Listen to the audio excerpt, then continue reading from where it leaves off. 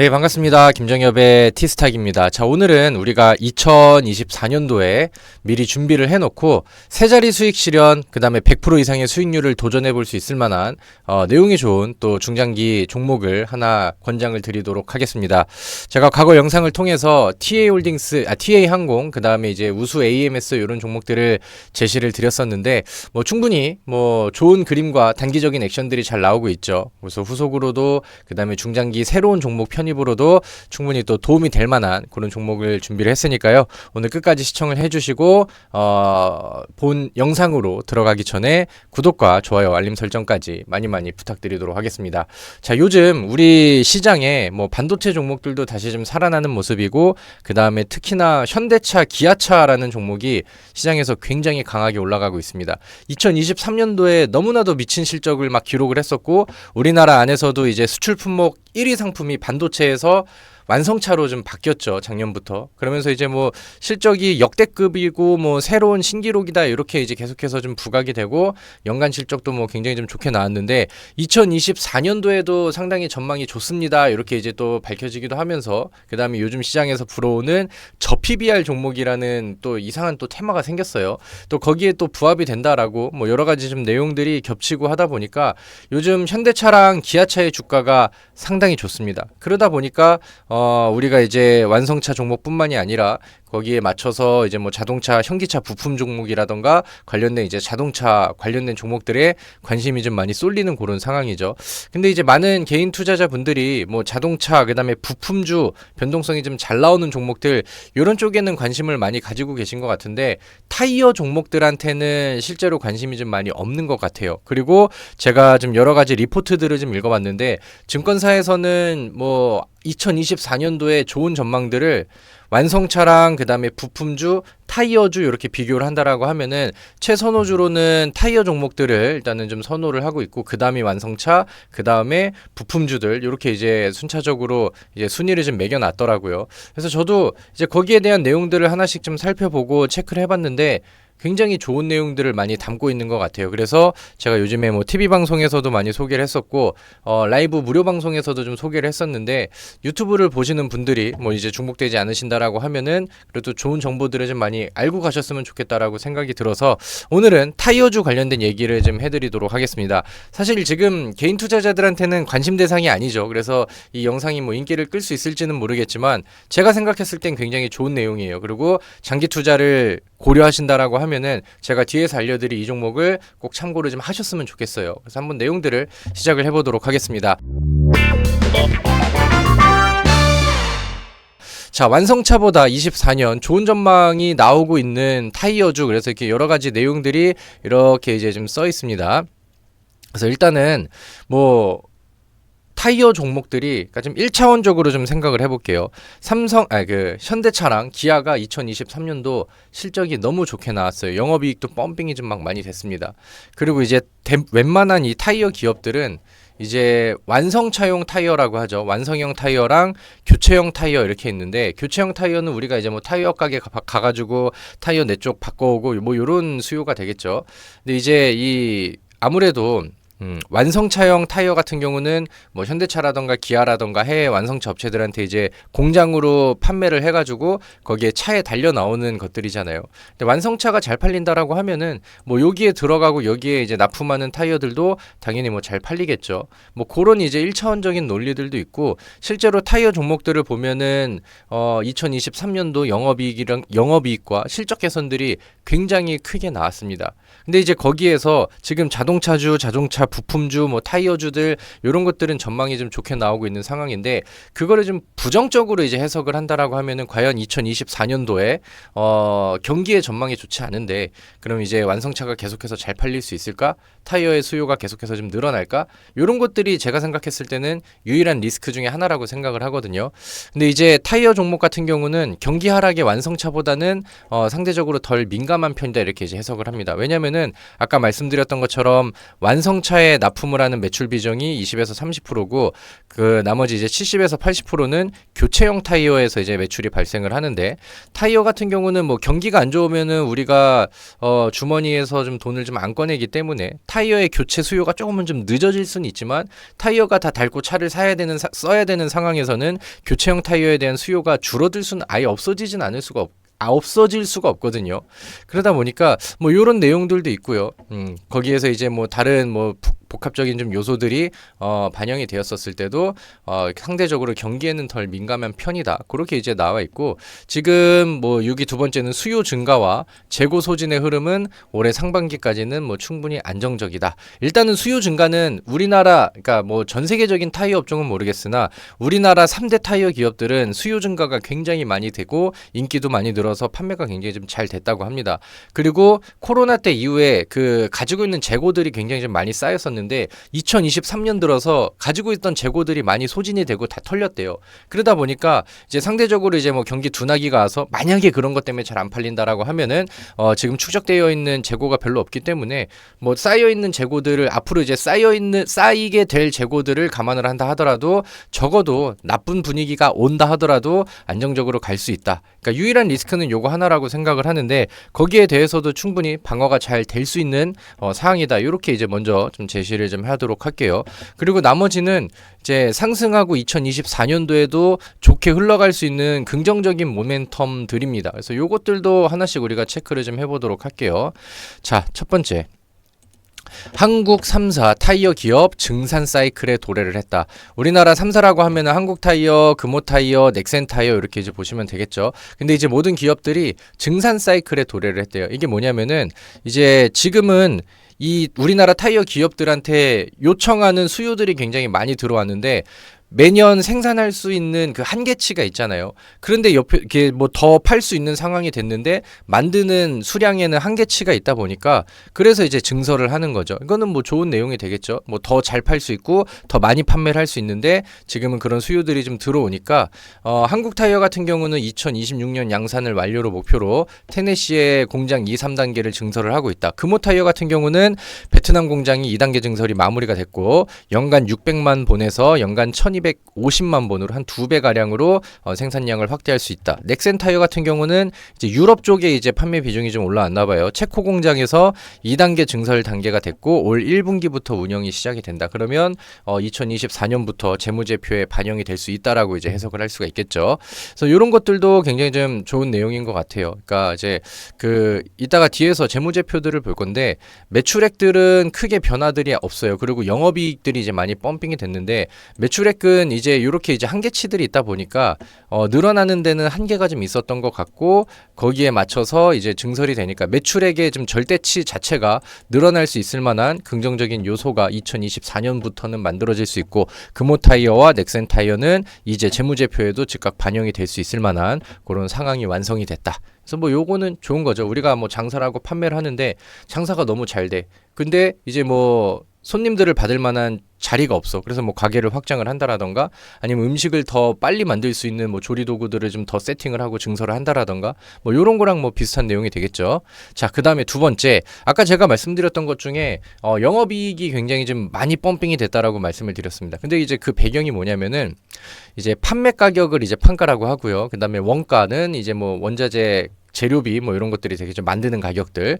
근데 이제 판매 가격은 높은 수준으로 올라갔어요. 근데 이 이제 원자재 가격들이 떨어져 가지고 이제 재료비는 조금 들어가고 판매 가격은 오히려 늘어가고, 그래서 마진폭이 상당히 크게 확대될 수 있는 그런 상황들이 좀 만들어져 있는 상황입니다.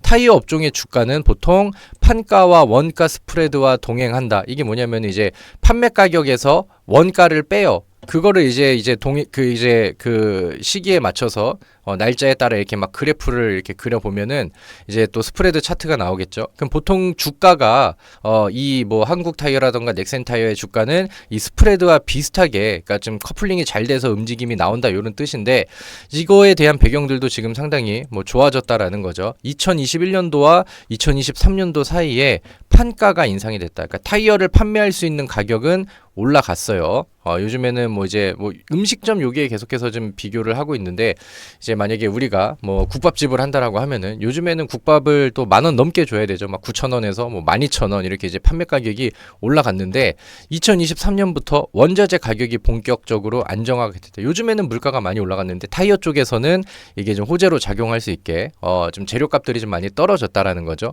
그렇기 때문에 여기에 대한 마진이 굉장히 좀 높아졌어요. 높아진 마진이고, 이게 이제 이렇게 원자재 가격이 떨어지면은 뭐 어디서든 가격 인하에 대한 판가 인하에 대한 압박들이 들어올 수 있는 상황은 만들어지거든요. 근데 아직까지는 뭐 그런 압박들이 없다라고 하고, 적어도 상반기까지는 이 수준을 충분히 유지를 할 가능성이 크다. 이렇게 이제 좀 분석이 되고 있습니다. 자, 그런 것들도 이제 체크를 해보고, 자, 다음은 전기차 타이어 교체 시기 도래. 이건 약간 좀 플러스 알파에 약간 조그마한 모멘텀 이렇게 좀 보시면 될 것 같은데, 이게 아까 이 증권사 리포트 안에서 타이어 전망들을 타이어 그다음에 완성차 그다음에 이제 부품주를 가장 선호하지 않는 쪽으로 이제 평가를 했잖아요. 네, 여기에서 이제 부품주들한테 이제 야기되는 문제가 뭐냐면은, 요즘에는 이제 전기차 시장이 좀 많이 확대가 됐어요. 근데 이제 내연기관차를 타다가 이제 전기차로 이제 바뀐다라고 하면은 이제 부품들이 다 다르다고 하죠. 그러니까 공정들도 많이 다르고 굉장히 많은 범위가 바뀝니다. 그러다 보니까 이제 자동차 부품주들도 이제 막 현대차랑 기아차가 전기차로 갈아타고 그런 과정 안에서 얘네들은 이제 전기차에 맞는 또 부품이라던가 장비들을 만들려고 하면은 또 그거를 만들어내는 장비들을 만들고 그다음에 새로 업그레이드하고, 요런 비용적인 측면들이 부담이 상당히 좀 많이 된다라고 해요.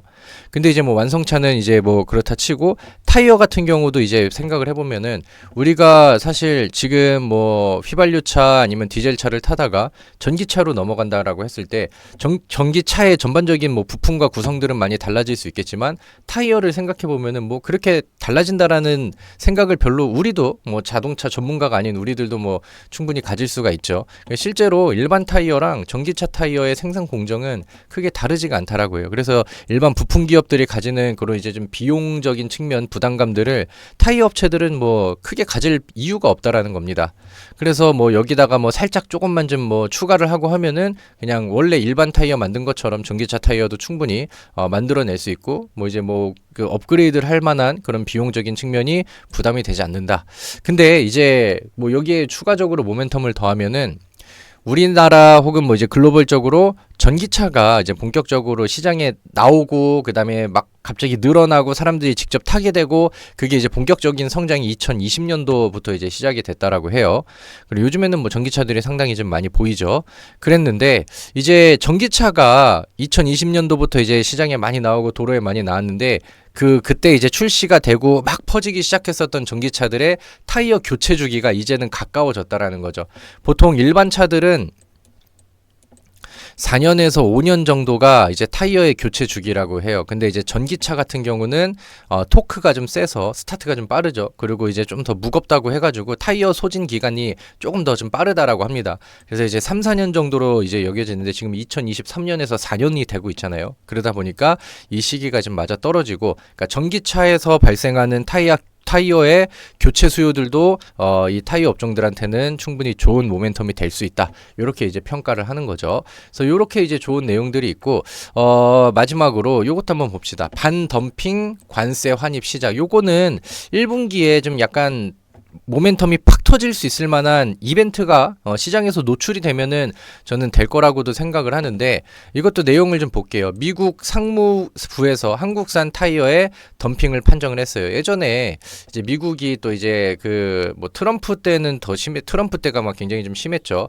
이제 자국주의 한다고 미국이 최고야 그러고, 이제 미국 경제 살리기 그다음에 뭐 막 그렇게 하면서 우리나라를 포함한 뭐 이제 동남아 국가들이 이제 뭐 어떤 상품들을 미국에 수출을 하는데 뭐 가격을 저렴하게 해서 나와서 이렇게 하면은 이거는 우리 국내 경제에 이거는 피해가 올 수 있어. 그러니까 너네는 세금 더 높게 때리고 좀 돈을 더 내야겠어. 이런 식으로 하면서 반텀핑 관세를 부과를 했습니다. 그 당시에 막 철강주들한테도 막 얘기들이 나왔었고 타이어 종목들도 요거를 이제 피해갈 수가 없었는데 2021년도 말에는 한국 타이어가 27%, 금호 타이어가 21%, 넥센 타이어가 14% 이렇게 이제 좀 관세를 좀 막고 있었던 거 이제 좀 추징을 당했었던 그런 상황인데 관세를 부과한 후에 연례 재심을 통해서 재산정을 한다라고 해요. 그래서 만약에 거기에서 이 퍼센테이지가 더 높아져 버린다라고 하면은 너네는 추가로 더 내 추가 징수를 하고 만약에 이게 이제 다운그레이드가 된다라고 하면은 그래 그만큼은 우리가 이제 환급 받는 것처럼 관세를 반환을 해줄게 이렇게 하는데 이제 2023년도 8월 달에 1차 예비 판정이 나왔습니다. 그리고